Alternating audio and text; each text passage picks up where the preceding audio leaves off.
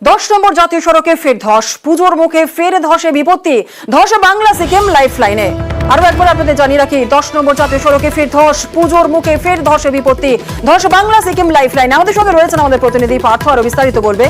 পার্থ, পুজোর মুখে এভাবে ধস বিপত্তি, বাঙালি ভ্রমণ পিপাসু মানুষরা তাদের ঘুরতে যাবার তাদেরও প্ল্যান থাকে, আর এই সময়ে বাংলা সিকিম লাইফ লাইনে ধস, কি আপডেট পাওয়া যাচ্ছে? প্রশাসনের তরফ থেকে কি বলা হচ্ছে?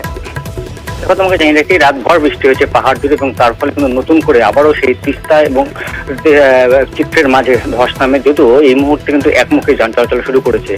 ধস কিন্তু একাধিক জায়গায় রয়েছে, ছোটখাটো ধস, যেমন সেতিঝোড়া, বিড়িকঝোড়া, সেখানেও কখনো ছোট পাথর কখনো বড় পাথর পড়ে যাচ্ছে। তাই সেখানে ট্রাফিক মুভমেন্ট নজর রাখছে পুলিশ।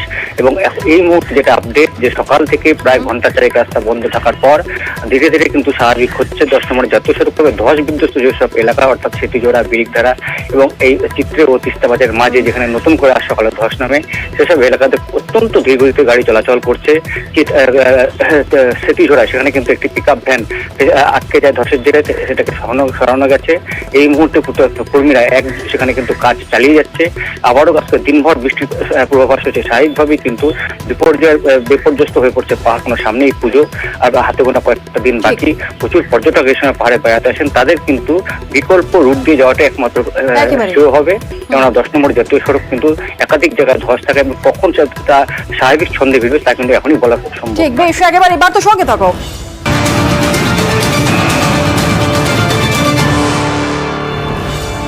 আর এদিকে রাতভর বৃষ্টিতে বিপর্যস্ত পাহাড়, ভারী বৃষ্টিতে পাহাড়ে একাধিক জায়গায় ধস নামার খবর পাওয়া যাচ্ছে। দার্জিলিং সিংতামের মাঝেও ধস নামায় লোয়ার সিংতাম রোডেও ক্ষতিগ্রস্ত হচ্ছে রক গার্ডেন। আরো বিস্তারিত বলবে পার্থ রয়েছে।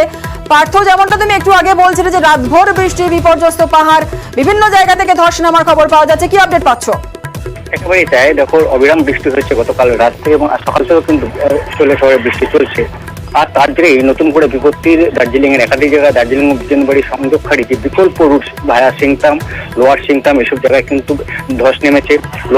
লোয়ার সিংতামে যে বালাবাস নদী, সেই বালাবাস নদী জল উপচে পড়েছে। নতুন সেতু তৈরি করা হয়েছিল, সেই সেতুর উপর জল বইতে থাকে ভোরের দিকে, যদিও এখন কিছুটা নেমেছে।